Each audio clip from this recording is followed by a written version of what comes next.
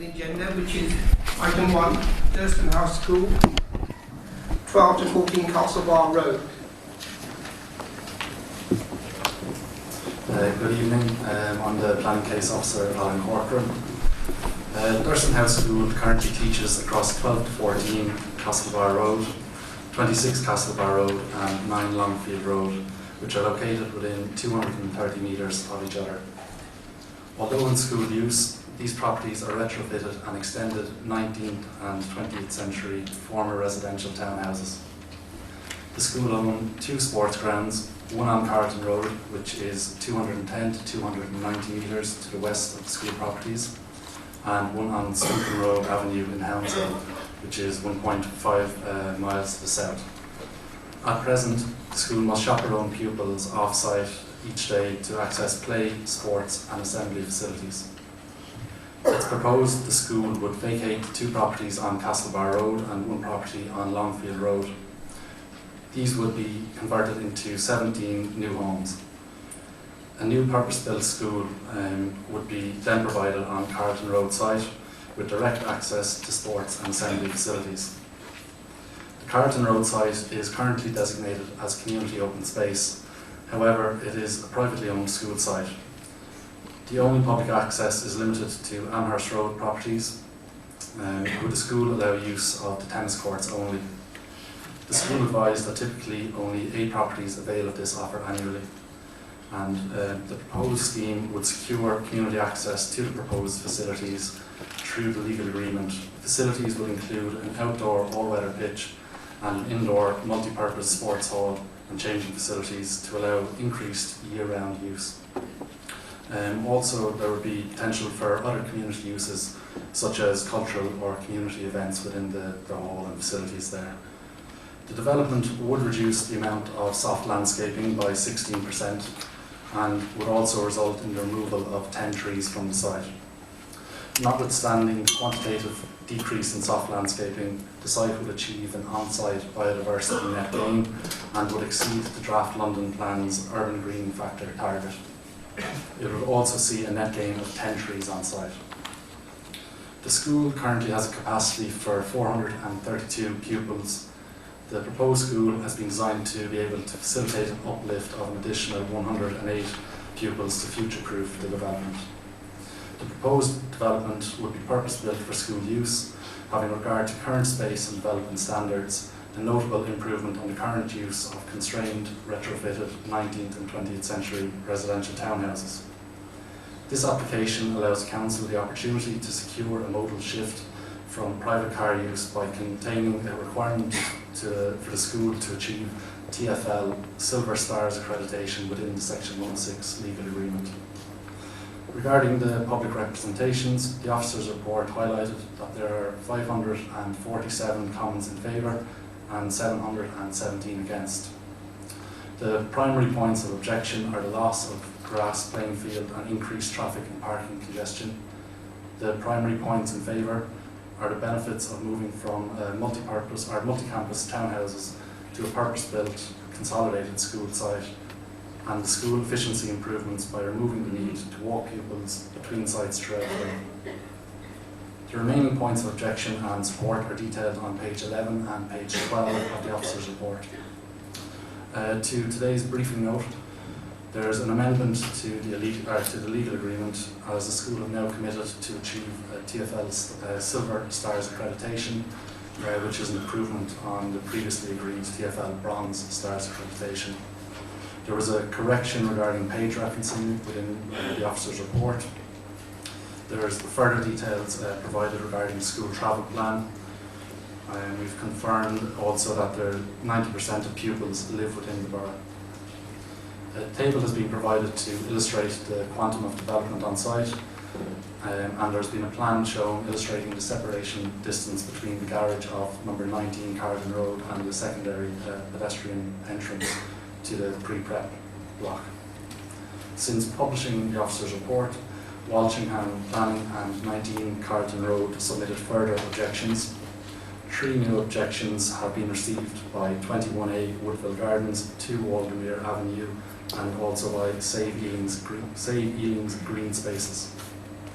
Ealing Civic Society clarified their concerns regarding the proposal, and also today we've received joint objection from Rupa Huck MP and Councillor Joy Morrissey MP, and separately Councillor Alexander Stafford has also objected today. Since publishing the briefing note earlier, 2 West Ealing residents have written in this afternoon to object due to loss of green space, playing field and mature trees, overdevelopment and increase in traffic and pollution. Just to conclude, the harm in this proposed development is the quantitative loss of playing field and the impact upon private open space. The principal planning gains include securing formal community access to these facilities, to the proposed facilities, the creation of 108 additional school places in a highly accessible location, provision of a significantly improved educational facility designed to meet current development standards, provision of an indoor hall and all-weather sports pitch to facilitate year-round use and recreation opportunities for both the community and for pupils. There will be 17 additional homes created and affordable housing contribution of in excess of £1 million. Additionally, there is the opportunity for the Council to secure a modal shift secured through the TfL Silver Stars accreditation obligation within the legal agreement. On balance, the proposal is considered acceptable and it's recommended to grant with conditions subject to legal agreement, stage 2 referral to the GLA and also referral to the Secretary of State. Thank you. Okay, we have an objector, Gavin Cooper, and is it Colin Huck? Yep. So, are you going to do a visual presentation or not? Sorry, I'm going to do a 3-minute presentation and then there will be a film which lasts about 3 minutes as well with Mrs. Huck, sorry, we'll Okay. do a head for that. Sorry? And we'll do an introduction and a conclusion to that film. But it's 6 minutes and all, 6 yeah? minutes in total, yes. Okay.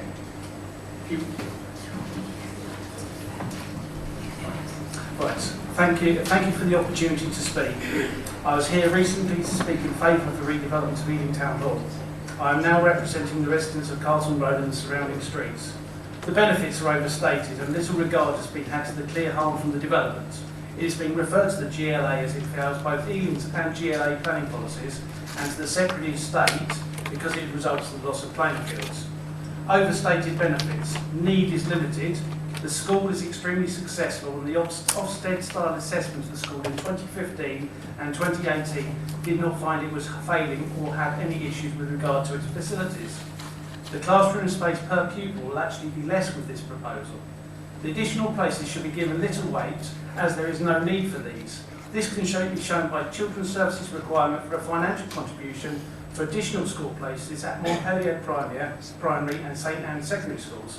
Community use. The new facilities are for the school and will be primarily used by the school. The only use will be for local clubs and over a long period of time, out of hours. No short-term or casual use will be allowed. No details of the charging have been provided.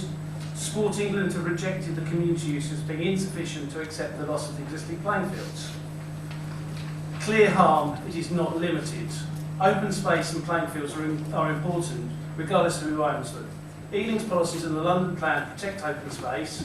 The Council's policy states that only development ancillary to the open space will be permitted and must not compromise visual openness. It is wrong to argue that new school will be ancillary. It is clearly not. And the fact that a fence does not mean it will be open. Activity buildings and loss of trees mean that it will clearly compromise visual openness. Affordable housing. 17 residential units are created. Why can't provision be made on site? Also, the contribution is limited. More could be delivered. GLA cannot accept the provision. The review mechanism is on occupancy rather than on sale. Why? Highway impact. The new school will provide 2 additional 296 trips during the drop-off periods and pick-up periods. This brings the total number of vehicles travelling on Carlton Road to 883 in the drop-off period. This is significant and causes harm. The benefit from the travel plan is overstated. Silver status, will that happen? No. Other impacts, poor environments will be created, large number of trees are being lost, biodiversity gain on a site where you're building houses will not be achieved. The harm of this development is significant. The open space will be lost, there will be increased congestion and poor air quality. The benefits are limited, the school is successful and there's no need for this development. The application should therefore be refused. Thank you. We were told that we couldn't have the slides up during his thing, so can I give out the slide that was supposed to be up? Just so that, because the guy said we couldn't put our slides up. Is that all right? Where's your presentation? Yeah, no, but while he was speaking, you were supposed to put the slides up, which I emailed to Rich Plummer. Is that okay? That wasn't part of the agreement. Well, you're... Okay, colleagues, so shall we carry on the film? Okay. Shall we continue with the film, please? Okay. The school says its current facilities are excellent in their very own film. These outdoor sports facilities used every day. Once it's built on, lost forever. For the first time ever, an application to lose 1.3 acres of green space in the centre of Ealing. No planning application has asked for this before. This application provides no affordable housing. At least 45 mature trees will be cut down and not replaced here. In planning terms, AstroTurf is considered green space if it is the colour green, but we all know it is not grass. AstroTurf used in this way can give off microbeads of plastic invisible to the naked eye that gets into the lungs. Birds, wildlife and nature cannot survive on AstroTurf. You should do our best to avoid the use of plastic. There are so many problems with this application. It includes the installation of industrial gas boilers. Last year, they were banned for use in residential new build properties. The independent traffic report says it will cause significant traffic congestion, disruption and delays. The travel plan is to move car drop-offs to scooters and cycles. Very young children will have to share the road with the rush hour traffic. These pictures are from this site. The RAC states 30% of idling pollution is caused outside schools during pick-up and drop-off. There will be a 30% increase in pupils, but no one to cook and serve them lunch. This application will only go through if the school promises no more staff. All outdoor sports and matches will have to take place in Hounslow. Extra coach journeys taking 540 pupils across Borough and back daily. £20 billion a year is spent on the consequences of air pollution, not only in the NHS, but in lost days at work and so forth.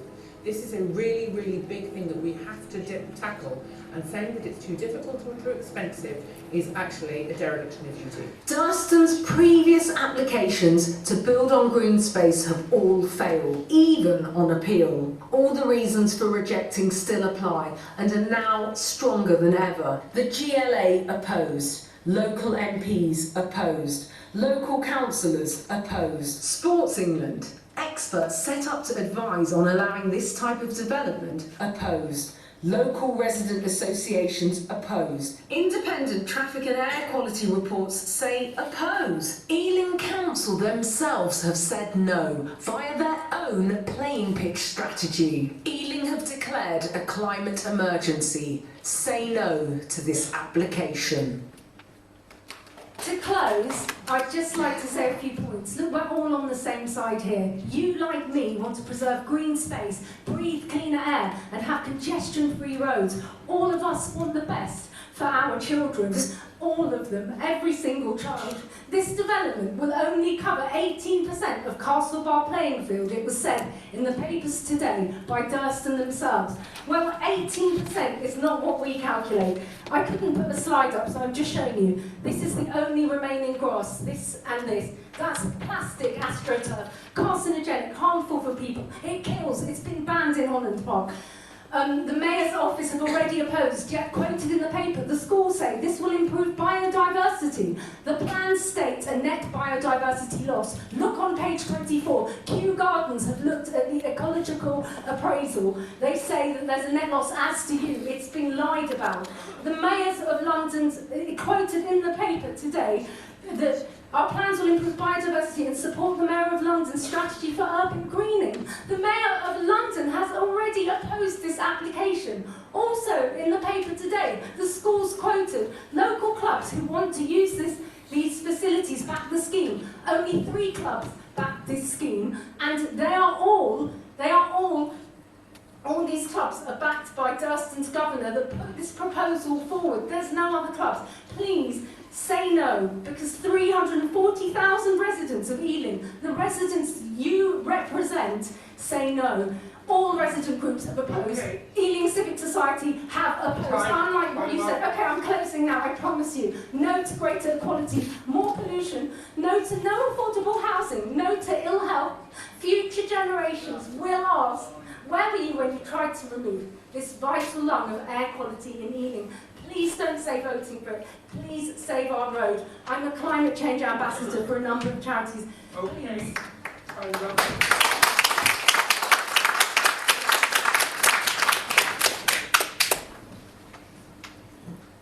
Is, Okay. just one second, just stay there.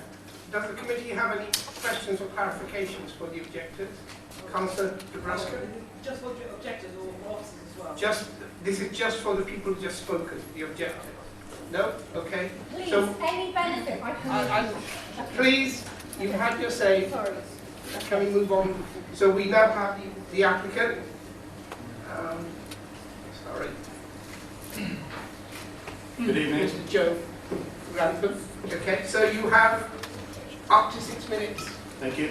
Can you hear me? Yes. Good evening. My name is Kevin Marney.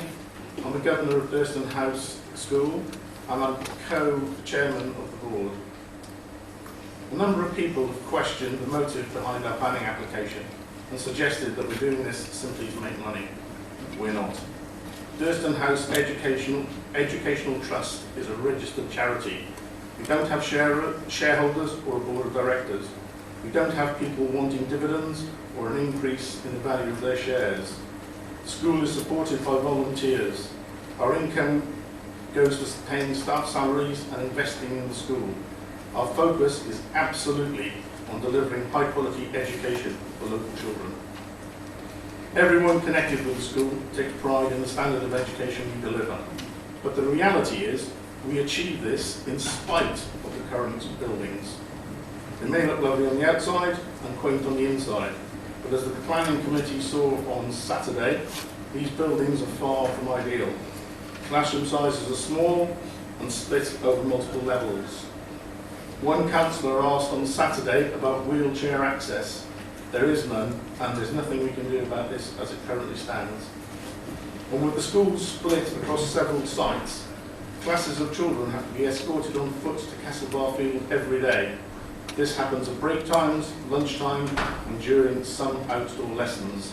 This creates a safety and safeguarding issue for the school to manage, as well as daily disruption on local roads. We must do something. But there's no practical way we can address these issues so long as the school stays where it is. We've assessed the options and it's simply not feasible. Consolidating the school on a single site, which we own in Castlebar, is the best and only solution. It will allow us to provide a significantly improved learning environment within a bespoke, secure facility. We will deliver a building that meets the latest space standards and full wheelchair access. It will deliver a building that is energy efficient, incorporates renewable energy, and achieves BREEAM excellence. It will remove the need for pupils to walk between sites for assemblies and play, and remove the disruption that this creates throughout the local roads. It will deliver 17 new homes in a sustainable location and secure a significant contribution towards the affordable housing provision. Ultimately, our plans will secure the school's long-term future. They also provide the opportunity to realise the school's potential as a community asset in the heart of Ealing. As you've heard earlier, over 90% of the pupils on the school roll live within the borough. Our plans will help Ealing Council to meet the educational demand with 108 additional school places delivered over time and without fundamentally changing the structure and operation of the school. Perhaps most significantly, the community use agreement will enshrine our commitment to give the local people year-round access to the new indoor and outdoor facilities provided at the school and the school's sports facilities at Swingham Avenue. This will be meaningful access throughout the week and including weekends, but with standard restrictions to ensure that our neighbours aren't adversely affected. The council's sport facility strategy states that current demand for sports halls exceeds supply, and various clubs have already expressed an interest in what we're proposing.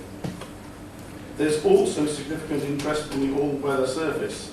This is an important feature of our plans and is capable of being used throughout the year, whereas the current playing fields drain poorly and can't be used all the time.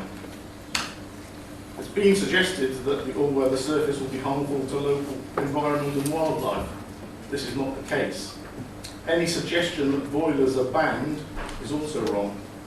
The implication of the school's plan, including the all-weather surface and heating system, have been fully assessed by the council officers and by external consultees.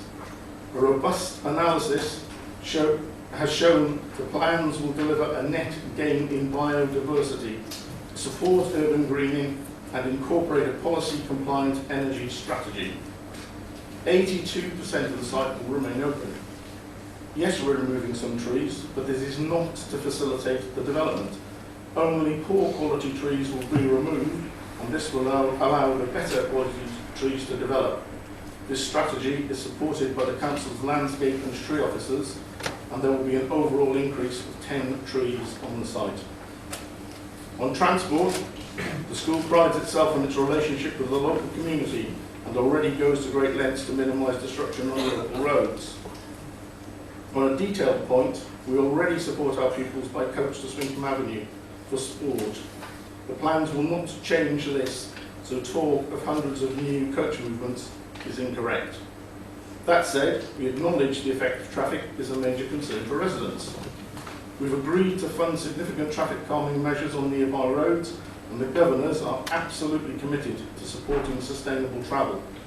We've appointed a travel plan coordinator, and we will implement a robust school travel plan. This is a serious commitment, and we see it as a real opportunity to become an exemplar school, not only in the borough, but across London. To conclude, we've worked hard to ensure relevant concerns are addressed by our proposals. The planning application has been fully assessed by the relevant authorities and found to be acceptable. Your officer's recommendation and approval to avoid any doubt, the GLA does not object. Sport England objects in principle to any loss of playing fields, but the Council's Sports Development Officer supports the application given the extensive community use these benefits will deliver.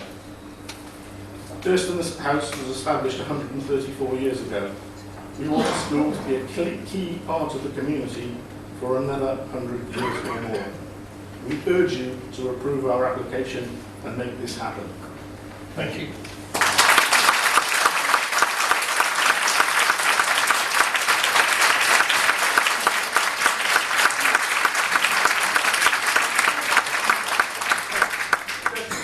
Does the officer want to come back on anything, any issues raised by you? No, I'll just leave it to Okay. the councillors to raise All any right, questions. so questions first, and then we can have the debate. Anybody? Sorry. Again, you've got two ward councillors. You're here, okay? So, are you going to share? No, after the ward councillors. I think, sorry, again, I didn't, because it's down the bottom. Are you going to share the time? Yes. Okay, so you have 2.5 minutes each. When you're ready. Can you put the mic on? There, yes, ready. There are many contentious planning applications, and if it is on your doorstep, then that is the one most important to you. Reading every document and remembering each detail is not an easy task. It is almost like asking someone to pass a degree in an hour. However, this application is one of the most important in the last 20 years. Why? It is because this is being done in the centre of Ealing, the heart of the borough, and in urban green space.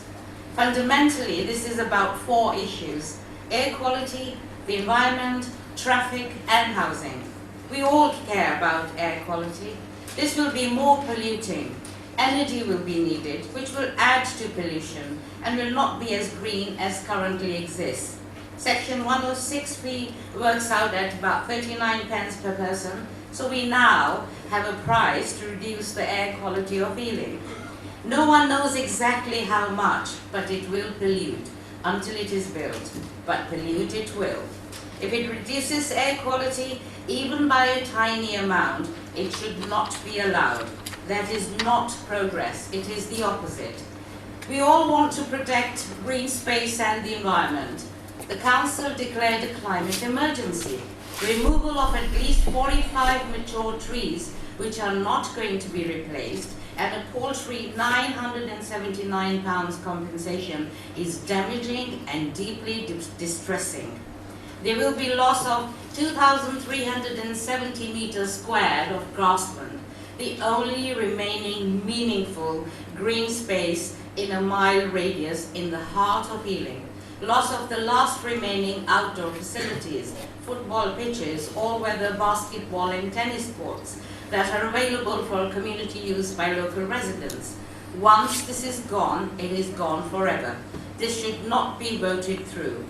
We all want less traffic congestion and safer streets. This development with compensation that works out at 30p to each resident actually amounts for worse traffic congestion and less safe streets. We all want more affordable housing. This provides none. This goes against the local plan, the London plan and national guidelines. Your local Tory councillors, including Councillor Joy, Morrissey, yes? No, it isn't. Yes, it is. Okay, this goes against the local plan, the London plan, national guidelines, your Tory councillors, your MP Rupa Haq, the GLA have raised objections, Sports England are opposed. But this goes beyond politics. Stand up for the people of Ealing, who are also your residents, who will be affected by worse air pollution, damage to the environment, and suffer more traffic congestion. I urge you to consider this application on all the concerns raised, its impact on future generations, and reject it. Okay, Councillor Young.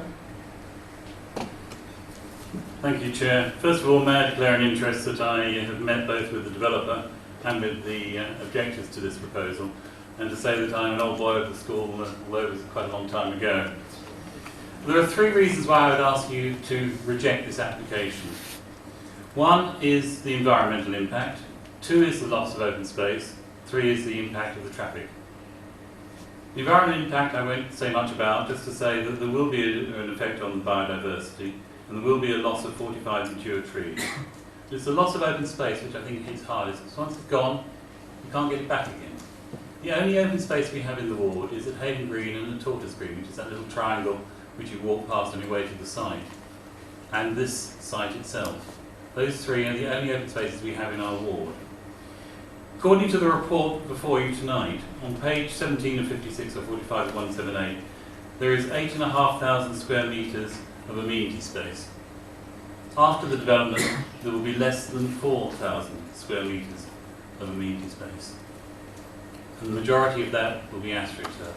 It is a significant change to that site. The third thing, the most important thing I think though, is the traffic impact. We're talking about some 500 drop-offs in the morning, 500 pickups in the evening or the afternoon.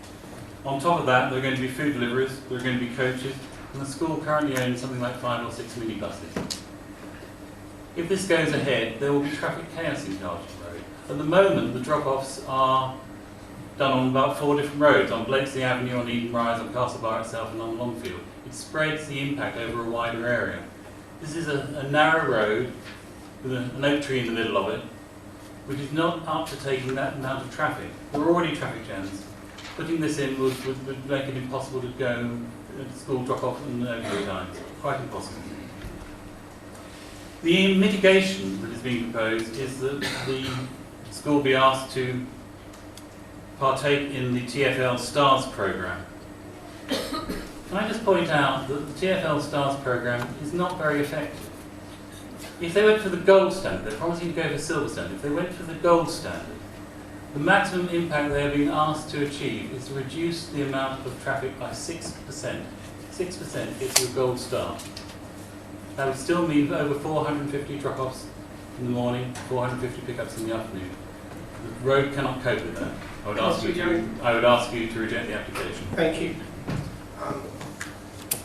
Okay, we now members of the committee.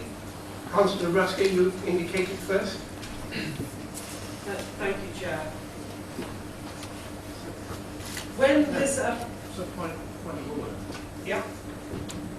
Nobody's been able to question. I mean, not. Well, I did give the option. Yeah. Like, I know. Did you have one? Because I didn't think. Yes.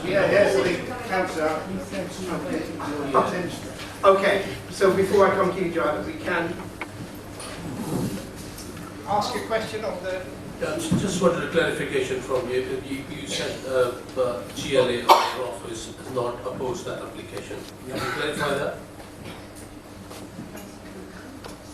As far as I'm aware, I'm not the consultant who deals with it, but that's as far as we're aware. I think that's probably a question for the officer. Thank you. We've got written proof here if you need to see it, any of you councillors. So 1 minute. I think, is there any others? Yeah. Can I ask just about the AstroTurf, because it's quite a controversial part of the development, and I do think it puts the whole scheme at risk, potentially. At the moment you don't have AstroTurf, you've got no net loss or gain, you can see from the sort of skills quite wise. Why is that? Is it something you might consider to not have the AstroTurf? The problem with the ground as it currently stands is that in periods of heavy rain it is unusable for people through the day. When the surface is renewed and changed as part of the development, that will allow longer access to those parts of the premises, greater use by the school, and adds to the community use agreement. Okay. Maybe I'm just saying that you haven't got that now, and it seems to me to be a really controversial point. The other thing I was going to ask you about is the community use. So, and people have been cynical, a bit cynical about that. So, can we see, maybe you can ask them that, a plan of how you're going to promote that community use?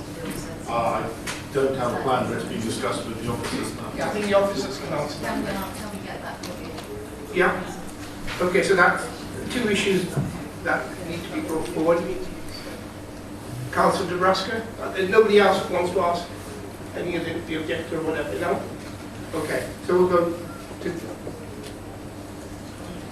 Just in regards to the GLA, they have stated that when they were consulted originally on stage 1 that it did not comply with the London plan, as is often the case with stage 1 referrals, and they've set out their reasons and in paragraph 48 of their comments, and have also stated then but that it is possible to remedy these deficiencies.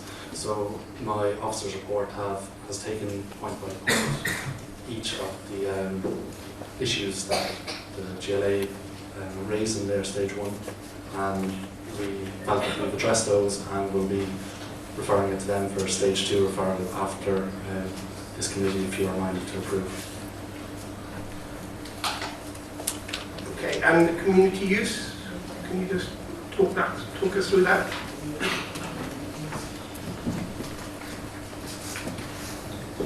The community use agreement has been developed in conjunction with Julia Robertson, our sports development manager, throughout the last 10 months, and even previous to that during pre-application. The applicant has engaged with local groups and has had interest.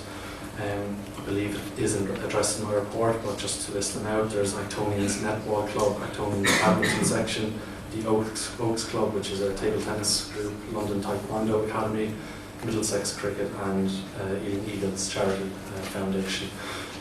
Our sports development manager hasn't raised any objection, and she has recommended conditions regarding the community use agreement and the community sports development plan which have been included in Sports England. They have objected, but they've also encouraged the use of the community use agreement, which would be in accordance with their template. Okay. Councillor Nebraska, finally over to you. Thank you. Just on the back of what just the officer said and what was literally just clarified, can the officer clarify on page 14 the GLA stage 1 response? To quote, the GLA stage 1 response raised no objection. So I'm a bit conflicted here. Before I even raise my own issues of that application, just a clarification, if the officer said that GLA had concerns about certain issues, yet you wrote it raised no objection. So unless my English language is not very good, but that's sort of a bit contradictory. We'll go back. So yes, they have not stated GLA object or GLA oppose a scheme. They have stated that there were concerns that they've raised, and I've listed those concerns in my comments and have addressed those individually. And that will be referred to GLA for stage 2 if you're minded to approve, and they will then assess if the resolutions that we've found throughout the application period are acceptable or not. Thank you, but no objection. That's quite a very binary statement saying no objection, and then list a lot of problems. I think Councillor Nebraska, the officers made clear, I've clearly understood what it is. If they had an objection, they would have said, we object. They said we have some concerns which you could remedy. And then at stage 2, if they're still not happy with the applications as it stands, they have the ability to refuse. If they wanted to object on stage 1, they would have just said, sorry, we object, and we're not going to support it. I'll carry on. So, I'd like to start by saying that... Can you make it a little louder, just a bit louder? Can you hear me now? A bit closer to the mic. I've never been accused of being quiet. That's better. When this application or the proposal first came about some time ago, being an Ealing born and bred girl, I knew immediately where it was, exactly what was being planned. And I thought, okay, I'll wait for the application to come in. So in principle, I don't have an objection of the school being there. I think it's a lovely site, and the school needs redevelopment. And then you break down the application. And as was mentioned by the ward councillors, there are a few themes that I'm not content with. It might be mitigated, but I'm not satisfied it's being mitigated at this stage. The drop-off and pick-up volumes of vehicles. Now, these are primary school, up to the age of 13, children. At least half of them will be by vehicle due to age. And without a catchment area, this school will have kids coming from a wider locus. This road is somewhat a busy road. I actually went to nursery there many years ago. It's quite a busy road. And I'm concerned, not just for the traffic jams, because that's self-man-made. We all make traffic jams because we're on the road. I'm worried about the safety of the children. Now, adults, we take responsibility for our own safety, because we know if we step out on the road, we are endangering ourselves. I'm just concerned about the safety of the children. On one hand, it's great, it's a wide road, and you're thinking, great, the safety is diminished. But because it's a wide road, the perception of getting across to the other side is elongated because the road is so wide. And unless I miss something in the report, are these school times staggered to at least minimise the volume at the same time? Because I know schools, in my ward and in other wards, where the school drop-off and pick-up times are staggered to not have a massive peak, sort of a normal distribution of volume of cars and pedestrians. Because it's not just vehicles, it's also pedestrians, it's the amount of people at the same time. On the same thing in terms of transport, it's something I asked on Saturday at a site visit, is the coach stop. The coach stop is on the north side of Carlton Road, proposed.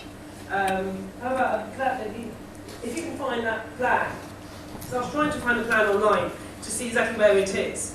I'm just concerned that it's literally touching, unless I'm mistaken, touching one of the pedestrianised walkways. Now, you wouldn't want to have a pedestrianised walkway right behind a massive coach where the visibility is zero. That's what I'm concerned. So if the application is to be passed, I would like to move the coach stop further up to then avoid the, or minimise the lack of visibility to both children and adults and to the coach itself. The big white elephant, or shall I say the green elephant in the room, is the open space and the biodiversity. There were numbers thrown about saying, oh, 80% this are still retained. And we all know AstroTurf is not real. No matter how permeable it is, it's not real. So the question is, what is the real number, the percentage of remaining green space? Because I totally understand the AstroTurf reasoning. Totally appreciate it. A lot of schools going down that road. Totally appreciate it. But the fact is, how much green space are we really leaving for future generations to breathe oxygen? So whilst in principle I think it's a great idea in order to rebuild the school, I have no problem on that front. But I think there's so many worrying concerns, not just for adults, but the children, the masses of children in that one spot. Thank you. Councillor Woodruff, do you indicate?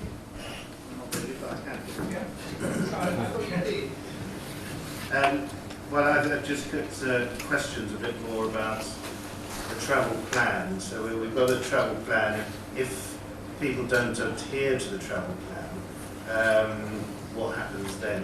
And the other thing, it's true that there have been previous applications and there's very little in the report about them, and it was referred to, and I just wondered whether they were different applications, how much do they differ from this one? Are looking at previous applications at all relevant? Councillor Rice? The one thing that really struck me with this, when I first started looking at the report, looking at the whole case, was just, just how wrong it was that there were chaperoning children between different sites, because I thought in an area where there are roads, it just doesn't seem at all safe, it didn't really seem at all acceptable. Because I remember when I was at school, I was in a place where I had to move between different sites, but it was, it was very much enclosed. It wasn't on roads, it wasn't unsafe. And so I thought, well, it is actually a good idea that we're moving towards and trying to find a solution to that. But then having said that, I mean, I'm also someone who's always thought that kids should really be walking to school and shouldn't be getting lifts, and especially they should be local people who are just walking to school and just finding the best way, the best environmentally friendly, and the best socially friendly way of getting to school. So it's one thing that I would just want to look at. We are talking about a travel plan, so I would like to make sure that we do put a proper emphasis in aiming towards the kind of ideas that we've been having at the council in terms of trying to prevent parents from dropping their children off at school full stop. I know there's going to be children with ability issues, so there may be exceptions you have to make, but it's something that we really need to aim for. We are talking about air quality, we are talking about the health of our children, so we don't really want to have the fumes of cars just just close to the school entrance. We don't really want that. So it's something I would like to see what we can do in order to aim towards that, because that's really important. And also just on one other point, on page 55 or 55 on the report, it says at the end, the applicant is advised to ensure the access and facilities for firefighters conform to section B5 of the approved document B of building regulations. Now, I just want to clarify that. Is that kind of like a general statement, or is there actually some kind of reason for concern that we just want to ensure that the school is going to be safe for firefighters to enter and look after the safety of the children? Thank you. Councillor Milliken? Yeah.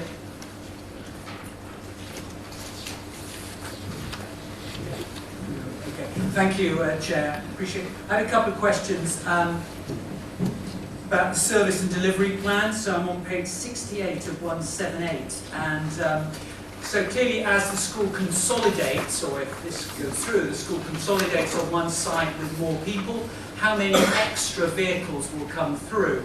Will be required to be on site. So this is commercial vehicles delivering food and so forth to the school. Now, clearly there'll be a plan developed, I can see that, but I'd be interested to know how many extra vehicles it's anticipated will come through. And also, on a similar vein, the buses and coaches taking children to, or pupils to, the Swinkham Avenue site in Brentford. As the school grows in size, and we're told it will, how many extra vehicles are we expecting to coaches to come in and out of the school? That I can't see a reference to that in the papers, I might have missed it, but I don't see a reference to that. So that's service delivery and coaches. Okay, one more, Councillor Allen. Thank you, Chair. I also echo Councillor Dee's, Councillor Miller's concerns about the loss of green space, which was mentioned earlier, how the community use will be enforced and how we monitor that in the future. I'm also concerned with the contribution level of the social housing, which is actually, in my view, I believe that there has been a proper calculation, but I still feel, in my view, that the contribution of total 1.3 is substantially low. I focused on the health provision of 22,000, which I accept that the report, there has been a proper expert that's done that, but I do feel personally, I think it's below the acceptable level. That's it, thank you very much. I've got one more person who indicated, Councillor Martin. I think there's also been. Can you hear me now? Yeah. Not very well. No, I'll try that way. Is that better? So, differences of opinion about the environmental impact. And there are quite a few factors in here. They don't necessarily net off against each other in the same way. So, we know the particular proposal is to put AstroTurf down, so we lose some grass areas. We also know that there's a suggestion that there'll be enhanced biodiversity in the rest of the site, the remaining parts of the site. And how does that affect the issues that we've also raised about air quality, maybe carbon capture? Are they the same thing? And are we saying that the improved biodiversity will kind of net off against the AstroTurf, or is that a wrong assumption to make? Okay, I think I'll go to the officer now. I'll try to pick up on all of those points. If I've missed anything, give me a shout. The travel plan, I think I was asked how does that differ to other schools. Previously, or most recently, we've been conditioning or requiring schools to achieve the TfL bronze stars accreditation. TfL themselves, GLA, or Transport Services, advised that we secure that through the legal agreement just to achieve accreditation, which would be bronze. The school themselves have come forward and offered to achieve silver accreditation. Only, I think the figure is 20% of Ealing schools achieve either silver or gold, so by committing to that they would be setting themselves apart from the majority of schools within Ealing.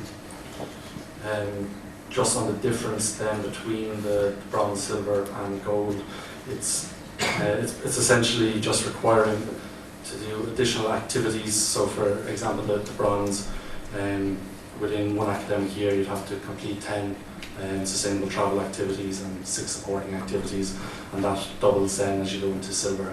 We've also supported that with a planning contribution for councils, transport services to carry out sustainable travel initiatives to help with that, help the school achieve that goal. With regards to the fire safety, that informative has come from the London Fire Brigade. It's a building regs, building regulation item, so that was just there to inform the school to meet with building regulations.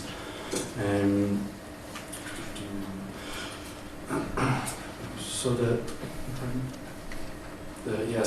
coach stop. The images you've seen, that's not a finalised version. The council has secured over £100,000 worth of contribution to carry out the road safety measures there, which include the design and consultation on that coach bay. So that is subject to change and will be controlled by the Council's Highways Department in due course if you're minded to approve. On the staggering, the start time is not staggered as far as I'm aware at present, but if that was seen to be an issue, it would be picked up in the travel plan, which is reviewed annually, which is required by the TfL to maintain that standard in perpetuity as we've set out in the legal agreement. Items like stewarding and stuff like that on the street might also be fleshed out through that process if that seemed to be an issue. School servicing and delivery, I'm not sure the exact figure on how many extra vehicles would be created from that, unless the applicant might be able to clarify. But our transport services and TfL and GLA are satisfied with us conditioning that or securing those details and arrangements via condition. If you want to remind me of anything else I've missed there, that's all I've got. Pardon? Extra coach and bus stops, I asked about, will there be additional, given the school will be larger, will there be more coaches coming and going every day? Sorry, can I ask that question? I think it's important because it isn't exactly, the amount of staff is staying the same. The aim is to have a couple of more people in every class. So they're not actually increasing the number of classrooms, they're just going to have a higher number in every class. So the increase is coming from that rather than actual extra teachers and staff teaching new classes. It's just because they'll be able to have bigger classrooms, a much better sort of structure of the new school. They can afford to have, rather than 16, they can have 18 or 20. I think it's 20 they're going to go to per class rather than 16. So those extra spaces are coming from the same class. And in terms of the movement, I think if people look at the plan, there's two accesses to the school. So the vehicles for the kitchens and etc. will be at the back. They won't be coming from Carlton Road. So there is actually two accesses to that site. And a lot of the staff parking or whatever comes from the back. Sorry, just to clarify on that, the staff car parking will come to the rear, that's correct. And the delivery services will be to the front on Carlton Road. Yes, correct. Cheers. Okay. Yes, Councillor No. We didn't get, I asked the question, Chair, about section 106 and we didn't get any clarification. So yeah, sorry, apologies, there's a lot of points there. Ran out of ink on the pen as well, but yeah, let me know if there's anything I've missed. That's gone through robust investigation with our independent advisors in terms of financial viability. Barton Wilmore advised us and concluded that that was the maximum reasonable figure that we should be obtaining, and that's the advice we follow their advice. It would also be referred to obviously the GLA in stage 2, and they have their own viability team that will confirm that. Councillor Woodruff? I'm still waiting for one. Sorry. Okay, can you... which one? Yours? Yeah, the actual biodiversity. On site they'll achieve a biodiversity net gain that was set out in their ecology report. It's a lie. It's a lie. Sorry, can I just... Linear biodiversity hang on. is just the roof is a net gain, but there was no roof before. Well, sorry. There's an actual net loss. Sorry. It's not But I've got experts to check it out because I'm an analyst. I'm really sorry, but this is not for you to take part. This is a committee having a debate. You can listen but not take part, please. We want the truth, though. Yeah, we want the truth. Tell us the truth. In terms of the biodiversity net gain, if you also refer to page 42 of my report and condition 17. I honestly don't need to do that because my question was, what is we were talking about environmental impact, we were talking about things like air quality, carbon capture. So yes, increased biodiversity is great, but does that net off against the loss of the grassy area for other reasons? Not just biodiversity. So is it offsetting? What's the impact? But also, sorry, on the back of that, I did ask, about the net reduction of the actual green space, net of the aquifer area? Councillor Nebraska, I have included that in the briefing note, just tried to clarify. Yeah, it's late. Yeah, no worries. So there I've tried to explain the figures between hard standing, soft landscaping, and the differences, the decreases and the net changes there.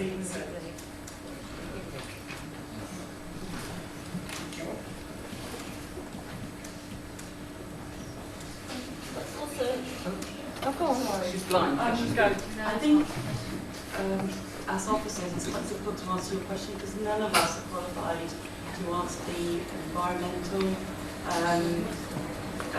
queries that you've raised. Obviously what we have been able to put forward to you as part of the recommendation is to set out all the various public benefits and disbenefits in relation to this proposal so that you can form your own conclusions based on that. Obviously some of your questions are in relation to those comparisons are not easily matters that we can compare and give you an answer on at this moment in time. As I say, the issues are looked at. They're also looked at by the GLA as well, and we understand that they, whilst they raise queries which they continue to do on applications that are referred to them, those matters have to be fully resolved before to them before obviously proceeding if the recommendation is accepted. So those matters I think we need to look at in around. Sorry, I can't answer your question, and none of the officers here will be able to do that. So, I would like to ask the officer to come back on some of the other points that were raised. In particular, I think there was a question about the planning history for the site. And obviously, presentations tonight have obviously focused on previous history from some time ago. So could I just bring in the case officer to explain the previous applications are quite different in nature? And there was an application from 2004 which has been highlighted as being rejected.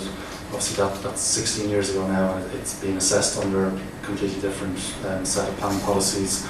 It was also doesn't have planning gains that I've established and set out in my planning report. I don't know if you have any specific questions beyond that from that application. Yes, I do. Councillor Cox. Thank you, Chair. My question really is, who will be the biggest beneficiary from this development? Because as far as I can see, yes, there are 108 new school places. However, it's a fee-paying school. The majority of Ealing residents can't afford these sort of fees. And the 17 homes that are provided aren't affordable. So once again, we're appealing to a very small demographic within the borough. So I think the local community have been asked to give up quite a lot and not getting very much out of this, I'm afraid. Well said.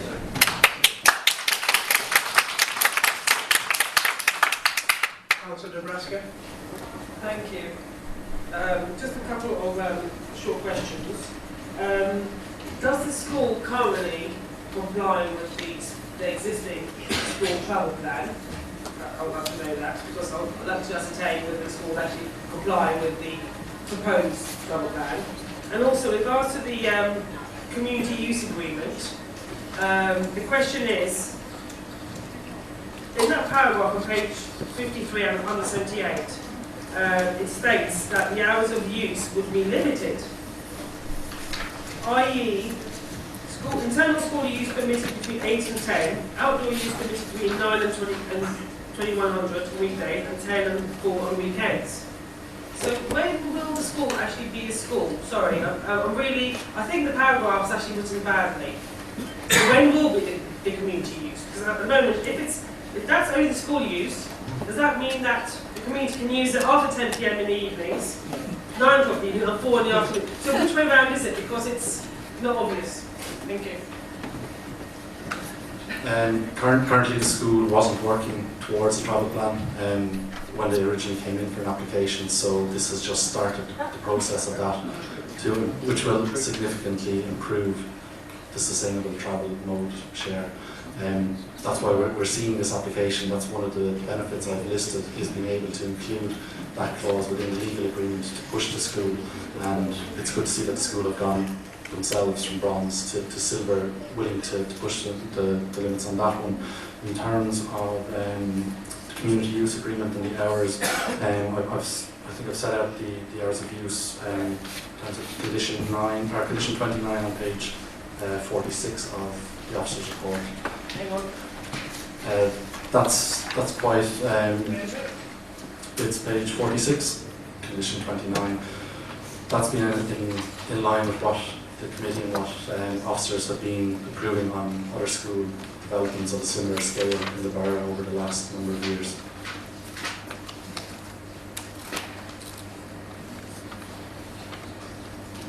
I think those hours are set out so that it doesn't disturb the people living around the site. So it's actually set round to actually not cause a nuisance for residents. No, I totally appreciate the hours of total use of the site. Totally agree with that. Obviously, we don't want to disturb neighbours. The question is when will the community use it? Because it says here when the community use indoors shall not be permitted between 10 and 8. But on another page, on page 25 or 55, it quotes all these hours. So when will the school actually use it? If all those hours are allowed for community use, absolutely I think fantastic. you're misunderstanding. It says 2200, which is 10 o'clock at night to 8 o'clock in the morning. So you're not allowed to use it during late nights. But my so it question is, disturb. sorry, Chair, more to the officers stroke the applicant, when is the community use? Not when it's not, it's when is it? Because I'm really battling when can they use it? Because I know they can't use it during the night. That's common sense, Chair. Yeah, it's about when can they, outside of school hours. Common sense dictate, it won't be at the same time as kids are sitting in the classroom. Yeah, but it would be used outside of school hours. You sort of answered it in your statement. It'd be used outside common of sense dictates that, but Yeah. the conditions are not. At the moment, it's not actually giving me confidence that there's actually any community use. It alludes to an agreement. It's not actually alluding to what it is. The community use agreement is secured in the legal agreement, and that's finalised in conjunction with council. With all due respect, I appreciate the legal agreement. Nearly everything is agreed on the legal agreement. I totally understand that. But it has to allude to a suggested proposal. Say, the community can use it between 6 and 10 in the evening, let's say, for badminton, for the whatever extra activities. And also, unless I missed it, at the moment 20 properties are allowed to use the site. Only 20. 40% use it, fine. So what will be the future catchment area of community use? Perhaps if I can help at the moment, the existing community use consists of, on average, 8 local residents using the tennis court. Out of 20 properties. So out of 20 properties, so the access to the community open space is strictly limited. Now obviously the community use agreement will then specify the terms, the details, in terms of which clubs and under what arrangements will access the facilities thereafter. It might be useful for the school to perhaps comment further, because obviously they've been in discussions with a number of groups, but clearly it's going to be significantly both quantitatively and qualitatively better than what we have now. So maybe did we get something from school? Yeah, thank you, Chair. You're exactly right. At the moment we're anticipating community use from around 6 in the evening after all the school activities are completed and children are off the site up until the permitted hours of 10 o'clock. And that's what we've been discussing in the community use agreement. And if I may, what I did ask earlier, and the catchment area, i.e. which, is it only going to be those 20, other than the clubs, are there only going to be the 20 Amherst properties? What about Carlton Road properties? Can they use it? We've not actually addressed that, but we will look at it in terms of the community use agreement. And there's no reason why it couldn't be extended. Why can't it go into the application? Well, I mean, could you state that the school I would be am happy actually going to stop all this. Because I'm sorry, madam, you're not... Let her speak. She is blind, she needs you to let her speak. Sorry, and this I is not a actually debate. live Madam, this in is not a that debate. area. Madam, it's not a debate. And I live in that area, Yeah, and I I've understand, lived but- in this area for 30 odd years. Madam, this is a committee and so I am debating. It's not for members of the entitled public to take to part. live and say what I think.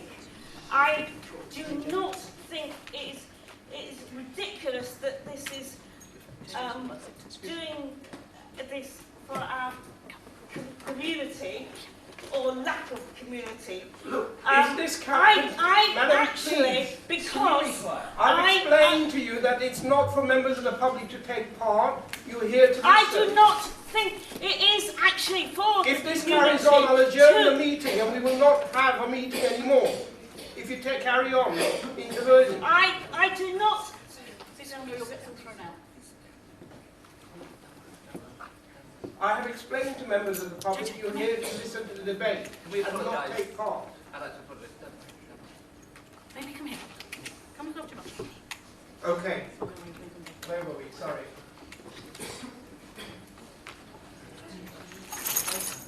Any more debate? I mean, any contributions? Anybody wants to talk about this matter anymore? Okay. Okay. What I would say is, in summing up, this is a choice of use. I did ask if there's any. Councillor Razor. My concern is on a couple of things actually, that we don't end up kind of just paying a little bit of lip service without giving us some proper meat behind it. There's a couple of things that I think we really need to get to the bottom of before you can actually make a decision on this. And one of them, I think Councillor Martin touched on, this thing about are you offsetting this AstroTurf beat? And how are you doing that? That's actually quite important, because if we're carbon offsetting is how we want to get a gauge for where we stand environmentally on this, because it seems to be a little bit wishy-washy. And I'm sorry, because you have said that you don't have the, but perhaps it is important that we get somebody who does know. Just the school, our general standard or measure for the school is the BREEAM.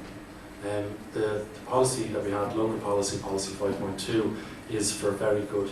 And that's what we've been conditioning in the past on our school schemes. This one, this scheme proposes an excellent BREEAM rating. So that would put it in the top 10% of UK new non-domestic buildings. I think you're referring to the building, and what my concern is that are we offset, I mean, because we're dealing with AstroTurf, is there something in this planting? Is there going to be some carbon capture species that are particularly put there? Are we talking moss walls? We need to know whether this is a viable scheme, because if that's to go forward, is it going to offset the thing that we're... So, I think, again, my understanding is that you're asking about the biodiversity net gain, which I've addressed on page 42, which is condition 17. Just in terms of measures that the school have put forward in terms of enhancing the remaining areas which the building is not on. They've proposed the likes of wildflower planting, tree planting, scrub planting, woodland enhancements, biodiversity roofs, green walls, bat and bird boxes. This is all, as I said, in the condition, and that they have to demonstrate that they have actually provided and achieved an on-site net gain within 6 months. So that will be ensured through that. So, Councillor Martin, from what I get from what the officers are saying, and the report is saying, is they can't give you the numbers, but there's a net gain. So whatever the harm happens, the actual end result is there's a net gain, but they can't give you numbers. There is no net gain, it's in the document. I'm sorry, if you carry on interrupting, we'll either empty the room or we'll adjourn the meeting. It's your choice. Sorry, Councillor Monroe. Yeah. There is a net gain calculator contained within Appendix 4 of the ecology appraisal, so they have set out their calculations there, which we've conditioned them to implement on site, and which we will then review once it is on site to ensure that they have achieved that claimed biodiversity net gain. I hope that answers that. No, it still doesn't. I mean, we're asking a different question, and I don't think we're going to get the answer to it tonight, so I'm not going to labour it. Yeah. I think for future we should consider what we do about this. We have committed, as many people have said tonight, as council to climate emergency, that we're talking about carbon capture, and if it is being neutral on developments, then we need to consider the outside space as well as the 3M standard excellent, which is good, but we need to consider that as equivalent for the outside spaces that we're talking about. And that's what we've been trying to get across tonight.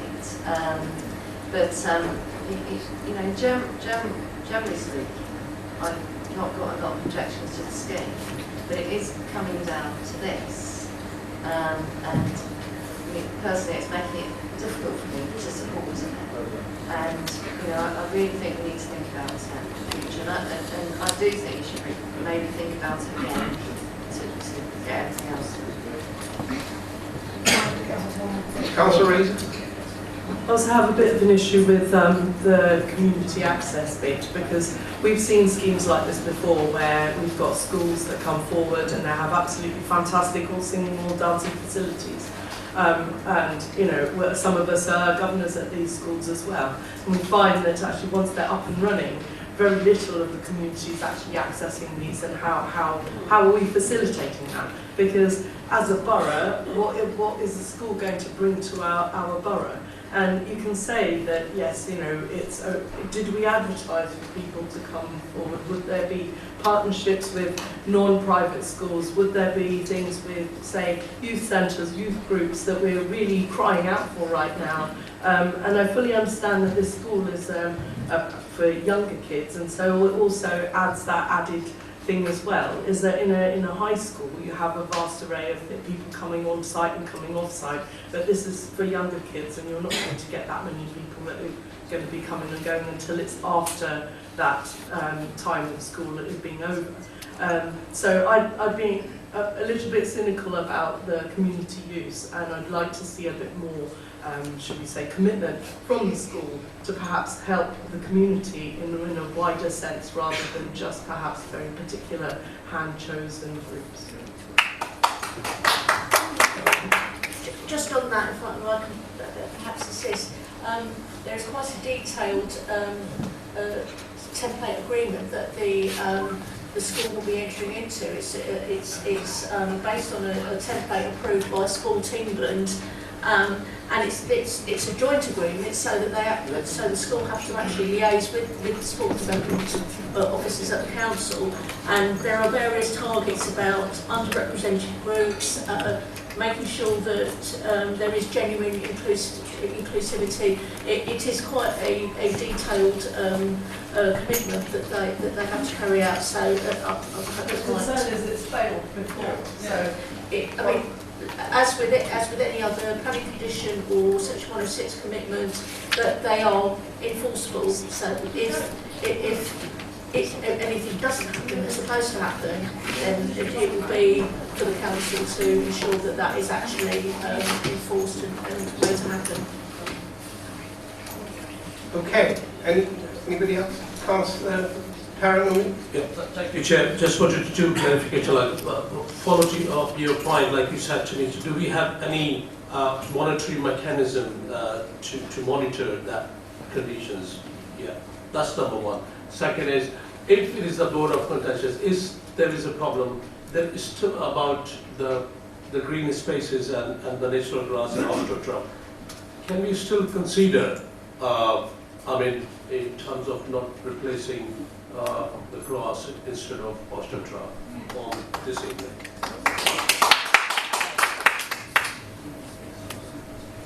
So could you just specify what you mean by monitoring? Is that energy monitoring, or is it monitoring of the community use agreement?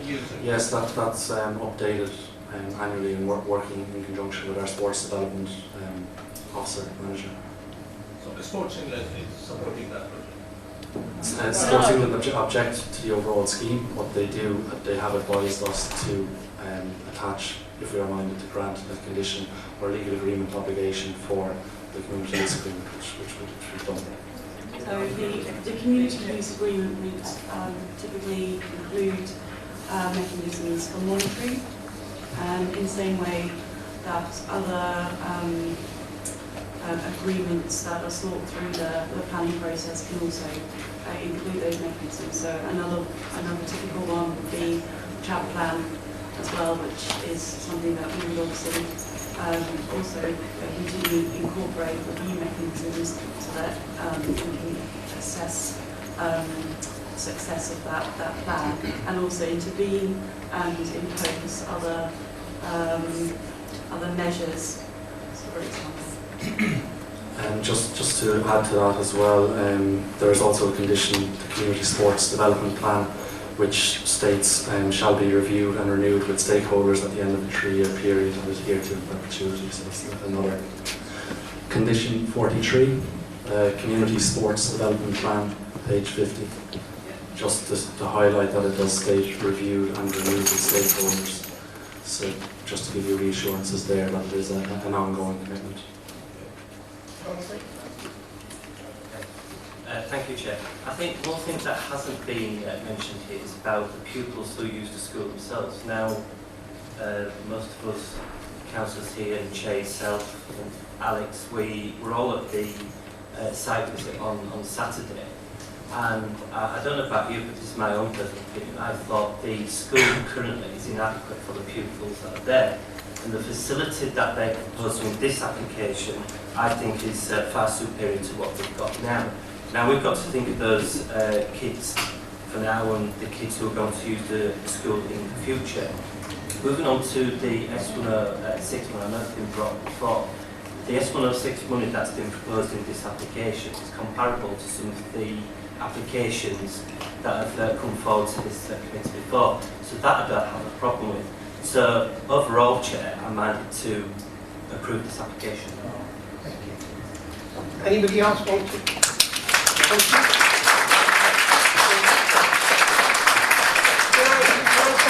don't usually go.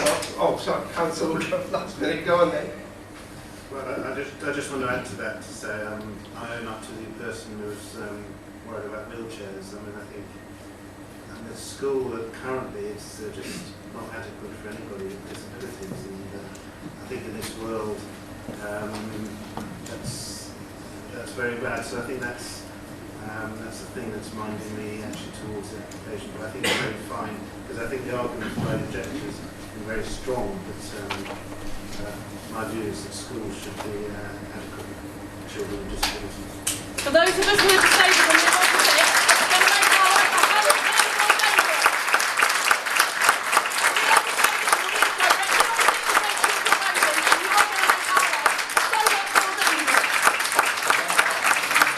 We're already there, and you already make our lives dangerous. Please don't interrupt. Building on a brown field.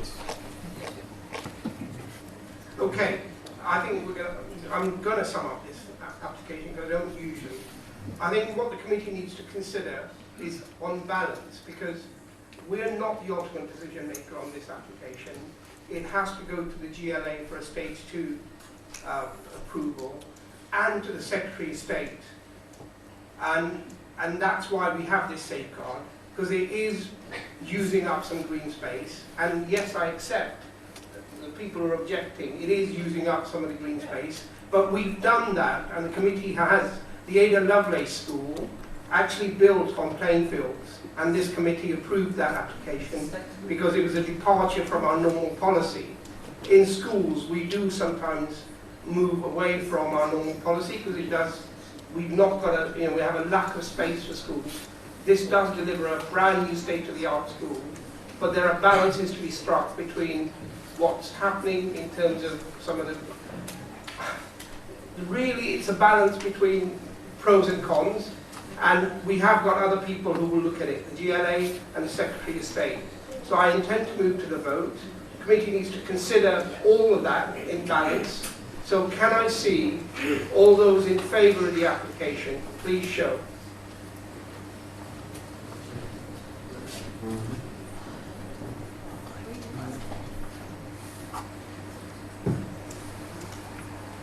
And all those against?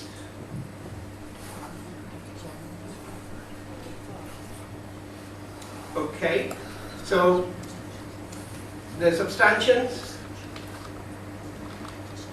Okay, As it's 5-5, the chair will cast in favour of... Shame!